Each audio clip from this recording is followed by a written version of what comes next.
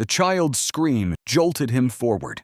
Splinters bit into his palms as he forced the warped church doors open.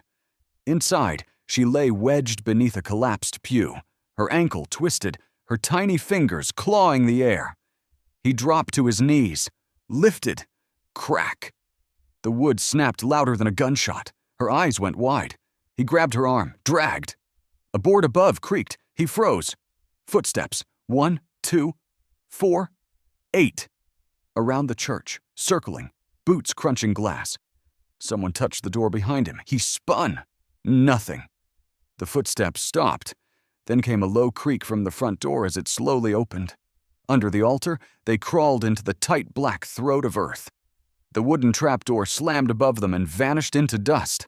The cowboy pressed forward, elbows scraping along packed clay, the girl behind him dragging her injured leg with quiet grit. The air was thick with rot. He struck a match. Light burst. Shadows leapt. The root cellar spread out just wide enough to stand hunched. Cracked glass jars lined the walls, their contents long dead. Burned bones littered the floor. Goat. Maybe dog, maybe worse. The girl clutched something at her chest. Her fingers trembled as she whispered a word. "Brother." He turned toward her. The match flared down to his skin. He lit another, held it high. The flickering glow lit her face, dirt streaked, pale. Her ankle bent wrong beneath the rag he'd tied in haste. Blood pooled in the dirt. Above, a board groaned. He froze, lifted the match, waited. Boot steps crossed overhead. Slow. Measured. The weight of someone listening. Then another step. And another. He moved fast, knelt beside the girl, slipped off his belt, tore another strip from his shirt. Her jaw clenched as he reset the splint. Her breath caught. She bit down hard on the sleeve he gave her. The sound of it bending back into place cracked like a dry branch underfoot. Dust trickled from the ceiling. Someone scraped against the altar trapdoor. Then a muffled voice. Then shovels. They were digging. The girl whimpered and reached for the wall. Her necklace slipped into view. It was bone white, carved into a bird shape.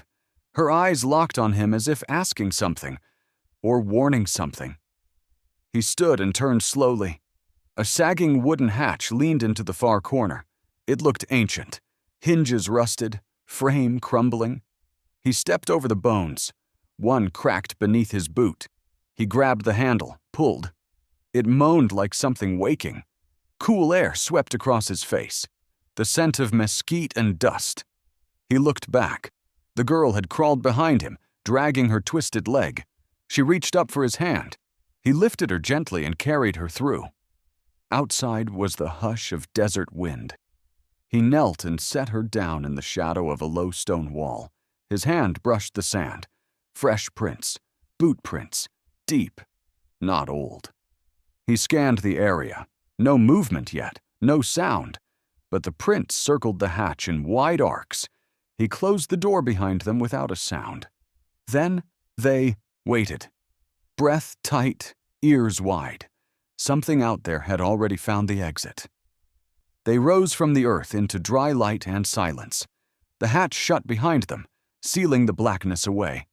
Before them stretched a graveyard long forgotten, markers tilted like broken teeth, crosses carved by hand, sun-bleached and cracked. Some graves had sunk in. Others spilled open to show the curve of bone and cloth. The cowboy stood still for a breath. Dust lifted around his boots. The girl clung to his neck, her legs wrapped weak around his waist, her face pressed to his chest. A shout split the silence. He turned fast. 2 men at the far end of the yard. Rifles up, they pointed. He ran. Gravel scattered beneath his boots. Wind rose. Dead weeds snapped at his legs. He weaved through shattered markers, ducked low, head down. The girl held tighter. A shot cracked behind them. He kept running. Another, closer. Pain tore through his left shoulder, heat, wet. He stumbled but did not fall. Arms clamped around the girl. He pushed forward, each step driven by fire. More voices now, war cries, echoing off the stone walls of the ruined church. He knew the sound. Or thought he did. Not Apache. Too clean, too practiced, mimicked. They passed a crooked grave lined with stacked stones. Another grave beside it half caved in. Ahead, a black hole in the dirt. The remains of a mausoleum. Roof collapsed. Shadow pooled deep within. He dove inside. The dark swallowed them. Dirt covered the floor. Broken wood and shards of pottery. He set the girl down gently. Her breaths came fast and shallow. She clutched her necklace tight to her chest. He tore off his sleeve, pressed it to his shoulder, blood soaked through. In the corner lay a folded shape, old blanket, thick with dust. He shook it once. Bones fell out. He wrapped the girl in it anyway. She didn't resist. Her eyes locked on his. She nodded once, small, brave. Outside, hooves shifted on dry ground. He crawled to the gap in the wall, peeked through, one rider. The man sat tall in the saddle, lean frame wrapped in a brown coat stained with sweat, a long rifle across his lap. His horse turned slowly as if sniffing. The rider pulled off his hat. The cowboy's breath stopped. A face scarred across the cheek. Eye half-lidded, mouth curled in familiar disdain. The bounty man.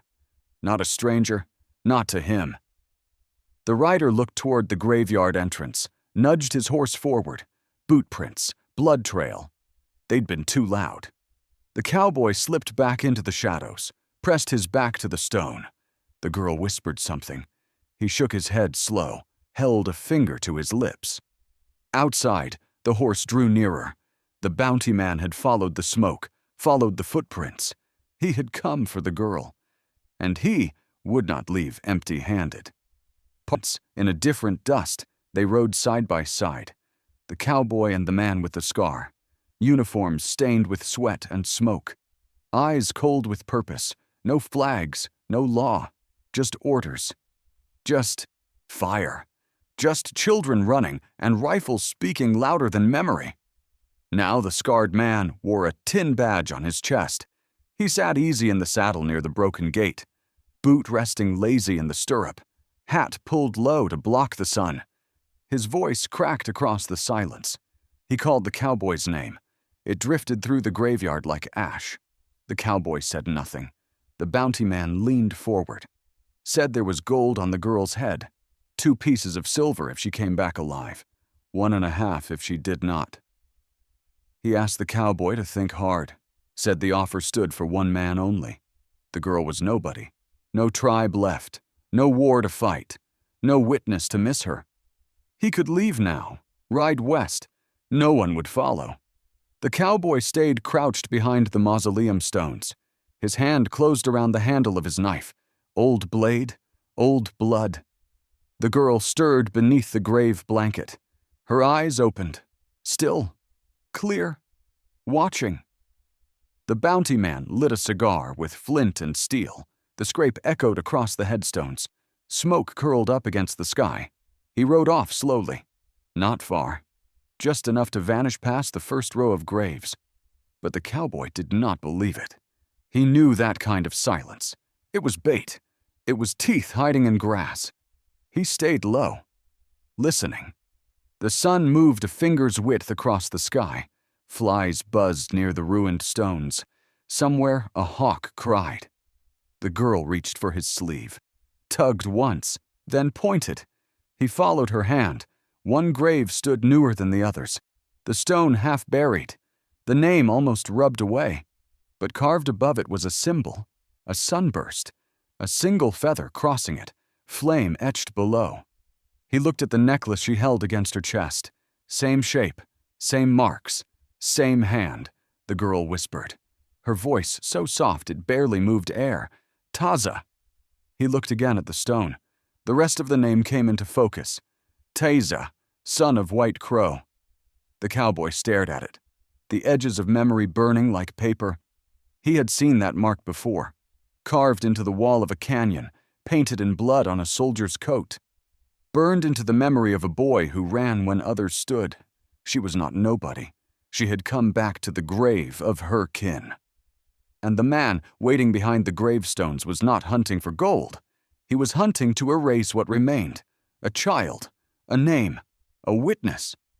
The cowboy drew the knife into his lap. Quiet. Careful.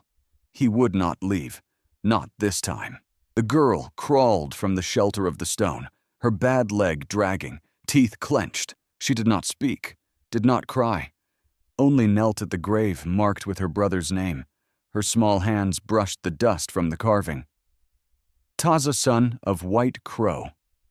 Her fingers pressed to the symbol above it, a circle split by flame, a single feather falling through it, a sunburst behind, the shape carved into her necklace, worn smooth with touch. The cowboy stood behind her. One hand pressed against the bandage at his shoulder, the other rested on the hilt of his knife. Blood still seeped between his fingers, slow now, thick. He said nothing. The girl bowed her head. She whispered words in the Apache tongue. The syllables rose and fell like breath. A prayer carried to the bones below. His eyes drifted to the stone. That mark, that shape. He had seen it long ago, burned into the canyon wall after a raid, painted in ash where no child should have stood. He turned his belt slowly. There, on the leather near the buckle, that same mark, smaller, faint. From a time he had not wanted to remember, not until now. The memory returned unbidden. A fire-lit camp, smoke choking the stars, screams behind the rocks, his hands covered in dust and powder, blood steaming on the ground. He had stepped over a boy then. Not more than 10. Bare chest painted in red and black. The boy had held a broken spear and stared straight into him. He had not raised his rifle.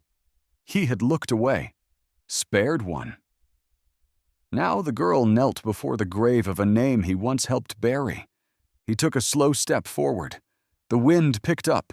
Dry grass hissed through the stones. The air felt sharp. Then a sound. Soft. Repeating. Bone against gravel. A rattlesnake. The girl turned. It was curled at the edge of the grave, head lifted, tongue flicking. She did not move, the prayer still warm on her lips. He stepped once, twice. It struck. His boot came down hard. Crack of bone. The snake coiled in death. Dust settled again. The grave undisturbed.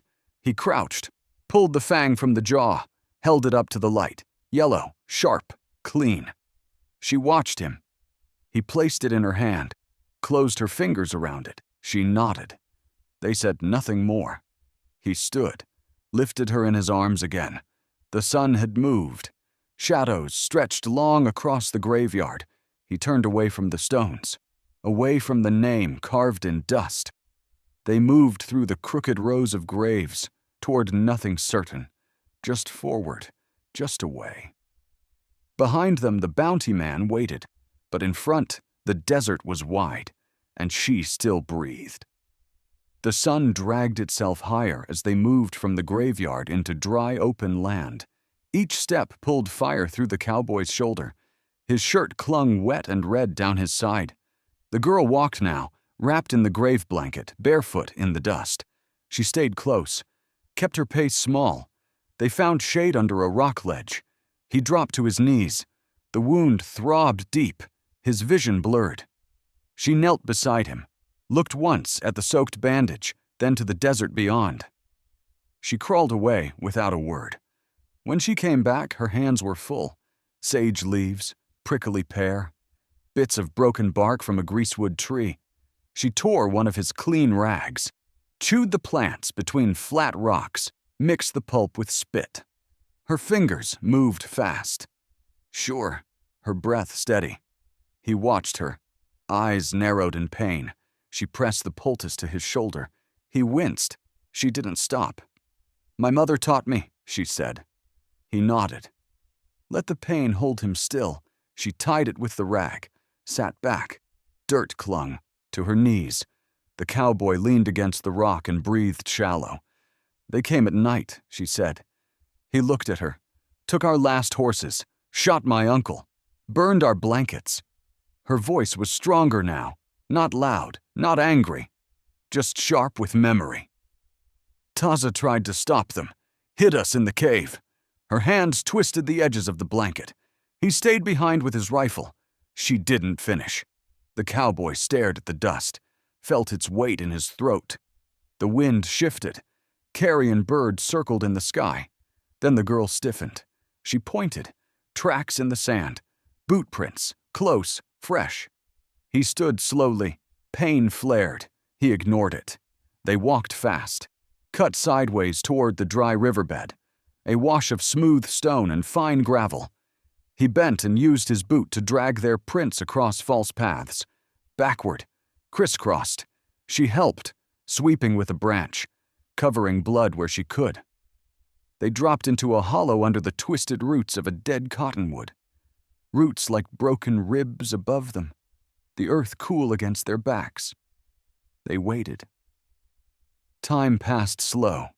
Then footsteps, crunch of gravel. The girl reached for his arm, held still. A shadow passed over them. Then the sound of water.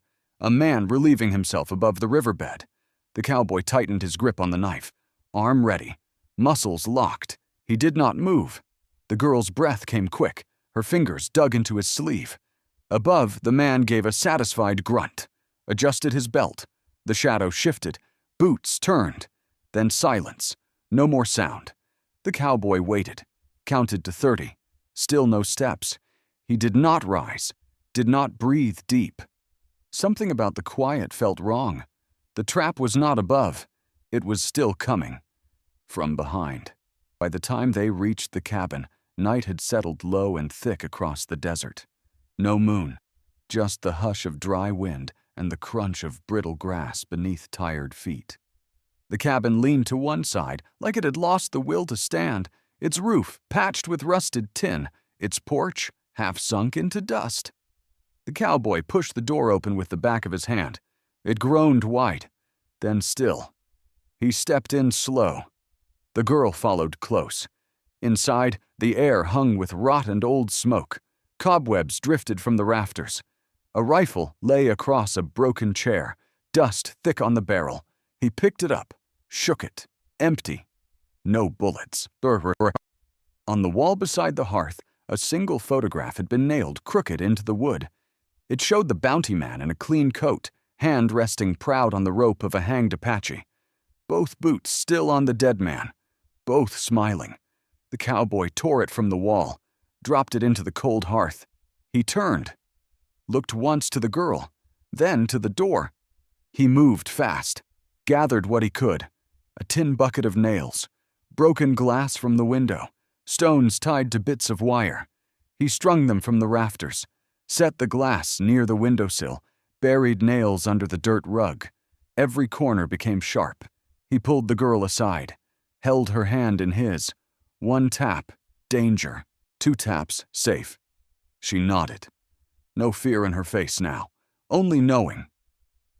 Outside, the wind shifted, carried a glow from the ridgeline. Firelight. He stepped to the doorway, watched it spread.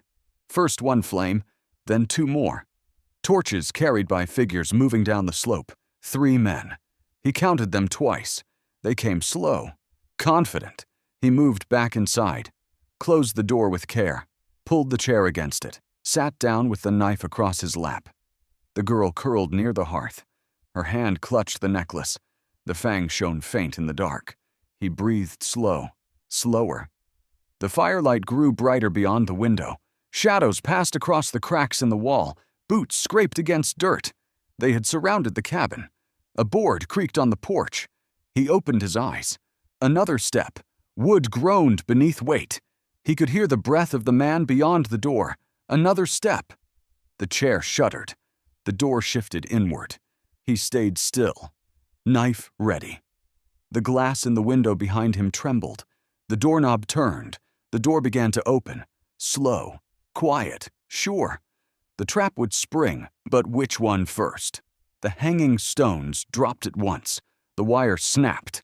Glass burst outward in a blinding cloud. A man screamed as shards drove into his eyes. His torch spun from his hand and struck the wall. Fire rushed up the dry boards. Gunfire ripped through the smoke. The cowboy surged forward into the chaos. He moved by sound and heat. A shape rushed him from the left. He swung low. His knife drove hard into ribs. Flesh gave way. Blood sprayed warm across his forearm.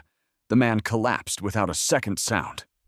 Another shot tore through the smoke and struck the cowboy in the side. Pain flared, white and sharp. His legs buckled for a breath. He caught himself on the table and kept moving. Through the roar of flame, he saw the gap in the floor. The boards were lifted just enough. The girl slipped under as he had taught her. Small, quick, gone. A second man staggered inside through the crushed doorway. He did not fall to the traps. He strode straight toward the lifted boards. He bent down with a cruel certainty in his movement. The girl screamed. The sound tore through the smoke and straight through the cowboy. He charged. He ran straight at the thin plank wall beside him and smashed through. Wood exploded outward. Nails ripped free. He burst into open air and slammed full weight into the man from the side. They struck the ground hard. The cowboy rose first. Blood dripped from his ribs and shoulder. The man tried to lift his head. The cowboy struck him once with the butt of his knife, twice. The second blow left the man still. Inside the cabin, the fire climbed higher. Sparks burst through the roof. Smoke billowed thick and choking. A final shape appeared in the doorway. The bounty man stepped through the firelight. His silhouette filled the entrance, coat torn, face streaked with ash, his eyes fixed on the cowboy alone. They stared at each other across the burning floor. The bounty man raised his pistol. The cowboy raised his. Both pulled the triggers. Nothing. Dry clicks vanished under the roar of the flames. They let the pistols fall. Both reached for steel. The girl watched through the gap in the floor. Her hands clutched the necklace tight to her chest. The fang dug into her palm. The two men walked toward each other through the smoke. Boots crushed glass. Heat rolled across their faces. Sparks leapt between them. No words passed. No mercy waited, only knives. They stopped an arm's length apart. Firelight danced across scarred skin and bloodied cloth. The fight had narrowed to just the two of them, and only one of them would walk back out through the burning door. The knives met with a sound like bone cracking. Flesh split. Blood ran fast and warm between their boots. The cowboy felt the old wound in his side tear wide. His hand trembled, strength slipping fast. He clenched harder, teeth grit, eyes locked on the man in front of him. The bounty man grinned, eyes bright. The scar across his cheek stretched cruel and deep. "Traitor," he said. His blade slid across the cowboy's ribs. The cowboy staggered, his vision dimmed. The girl screamed from the corner. The bounty man stepped forward, raised his knife again. The cowboy stepped back, felt his heel strike broken wood. He reached. Not for the knife, not for the rifle. For the fang. The rattlesnake's fang tied to the girl's necklace, the one she gave back when they left the grave. He tore it from the string. The bounty man lunged. The cowboy caught the wrist with one hand, drove the fang deep into the soft of the neck with the other. The man stiffened, then gurgled, then dropped. The fang snapped off in the wound. The blood poured fast. The boots kicked once, then still. Silence. No gunfire, no shouting. Only the crackle of flame licking the cabin walls, only the creak of wood giving way. The cowboy stood over the body, shoulder bleeding, shirt clinging in strips, his breath shallow and ragged. The girl stepped from under the floorboards, dirt on her knees, her eyes wide. She moved to his side without sound. Her gaze dropped to the bounty man's face, then to the fang still buried in his throat. She knelt by the hearth, picked something up, the photograph. She turned it over in her hands, looked at the bounty man, looked at the cowboy. She held it out. He took it, held it over the flame. The edges curled first, then blackened, then fell in flakes into the fire. He said nothing. They stood in the doorway. The night breathed through broken boards. Ash floated across the desert like snow, dry and hot. The girl looked back once at the cabin. He did not. They walked away. The fire followed behind them. The bounty man never moved again. Morning cracked across the desert with pale heat. Ash from the cabin drifted on the breeze. The fire had taken what it wanted. Only black bones of wood remained behind them. They found a place in the rocks, where the land dipped shallow, no crosses, no words, just earth and stone. Together, they dragged the bounty man's body from the ruin. Wrapped him in canvas, they stripped from the cabin wall. Quiet work. No anger left. No need for it. They laid him in the ground and covered him with flat stones, heavy, sun-warmed, one after another. The girl placed the last one. He stayed silent. She stood back, eyes narrowed. He looked to her. Waited. "My name is Nalin," she said. She did not lift her chin, did not smile. She only spoke it like something finished, like something earned. The cowboy nodded once. She turned her gaze toward the east.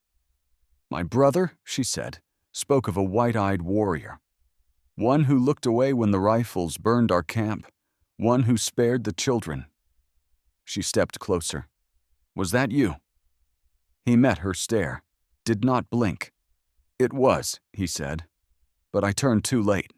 They stood still in the silence. She untied the rattlesnake fang from her own neck, held it in her fingers, walked to his side. She looped it onto his belt, tied it tight, a knot against leather, then stepped back again. No words passed, no more needed. He moved to the wreckage, dug through what the fire had not eaten, found 2 strong beams, a length of rope, a blanket half burned but still holding weight. He fashioned a stretcher, knotted the corners, balanced it across his shoulder. Nalin climbed on without a sound, her legs stiff, her hands folded over her lap. He adjusted the frame, shifted the pull across his back. "We go east," he said. She nodded. The sun climbed. They moved across the basin in silence, one step at a time, the wind behind them. When they reached the rise, he stopped. Nalin leaned forward. A figure stood alone at the top of the next ridge, bare feet, long hair tied back, a rusted revolver held low in one hand.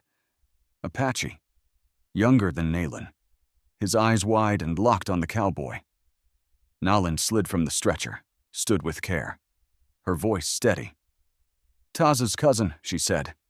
The boy took a slow step forward, not afraid but not ready either. He looked to her, then to the cowboy. He lifted the revolver, not to aim, only to show it, then lowered it. No one spoke, no one moved. The desert between them held its breath. Nalin stepped forward first. The boy flinched. His hand twitched near the grip of the revolver. Dust clung to his face. His ribs showed through his shirt. Eyes too old for his years. She called his name. A word not spoken since the raid. A word carried in memory and fire. He froze, then ran to her. They met on the ridge and held each other without sound. The gun dropped to the ground between them. His shoulders shook. Her hands cupped the back of his neck. The cowboy stood below, silent, watching. The boy looked at him. Sharp eyes, measuring. Distrust thickened the space between them. Nalin turned. "He saved me," she said. "Twice." The boy said nothing. He stepped back and picked up his revolver, then nodded. They gathered stones, dry branches, dead grass, from under the ledge, worked together with slow purpose. The cowboy lit the flame. Smoke climbed straight into the morning. A thin line, meant to be seen. They sat around it while the heat rose. The boy spoke in Apache first, then broken English. His voice rasped from thirst. "There are others," he said. "South Canyon, hiding place with water, shade, elders, children, a few women left, no warriors." He looked to the cowboy again. "We watch you, then decide." The cowboy nodded, reached for his canteen, passed it to the boy. No words, only the desert between them. The smoke carried up into the noon sky. The boy stood and pointed, past the bluff, where red stone narrowed and the ground dipped to shadow. "They ride there," he said. "If you wish, ride too." The cowboy did not answer. He reached to his belt, unbuckled the leather. It bore the old mark still. Faint, burned in, sunburst, flame, feather. He turned to Nalin, held it out. Her eyes searched his. "Justice belongs to you now," he said. She took it, folded it into the grave blanket, tied it around her waist. They mounted a stray pony that had followed the boy from the canyon. Thin, wild-eyed, but strong enough to carry two. Nalin climbed up first, reached for the boy. He followed. They rode ahead. The cowboy followed behind on foot, blood dry on his ribs, knife still at his side. By dusk, they reached the canyon mouth. Shadows swallowed the path ahead. Stone walls rose high on both sides. Wind howled low between them. No fires burned inside, only silence. They entered one at a time, quiet, watchful. Somewhere far above, a hawk cried once. Then all was still again. The sun rose slow over the flat horizon, dragging heat across the land. Where the church once stood, there was nothing now but blackened stone and dry ash. The wind stirred it into soft clouds. Nails and bones glinted faint beneath the ruin. A lone rider passed the edge of the ruin. A wide hat shadowed his eyes. He slowed near the graveyard. He saw them there. Feathers placed in the dirt. A ring of stones arranged with care. No names, no markers. Only silence. The rider said nothing. He tipped his hat and rode on. Far from there, deep in the canyon where the stone walls swallowed voices and held the cool of night, fire crackled low. Nalin sat before it, the fangs still tied to her throat. Children sat around her, bare feet, wide eyes, quiet mouths. She told them stories of a man with no tribe, a man who did not speak often, who carried an old wound and walked through fire to protect a name not his own. They listened. The flames caught her face in flickers. She spoke of a church buried in smoke, of a trap set in wood and wire, of a scarred man who offered gold for silence and another who offered blood instead. She spoke of Taza, whose name still held breath in stone. She did not weep. Far from the firelight, the cowboy stood alone in a narrow pass. The canyon closed around him like folded hands. The walls rose smooth and red, painted by time and wind. He knelt beside the rock, took a piece of sharp flint, carved slow. The symbol rose from the stone. Sunburst, flame, feather. He sat for a long time. The wind shifted through the narrow corridor. It whispered through the sage above. He placed the knife beneath the mark, set it flat against the base of the wall. His hand lingered there, then let go. He stood, turned east again. No sound of hoof or foot, no companion behind him. He walked on. Dust lifted around his boots, each step smaller than the last. His shape blurred in the heat. The desert took him back. Wind covered his tracks. The canyon grew still once more. Behind him, the fang on Nalin's chest caught the moonlight. It gleamed like bone. It gleamed like memory. Thanks for watching. Subscribe, like, and comment on the Old Western Tales.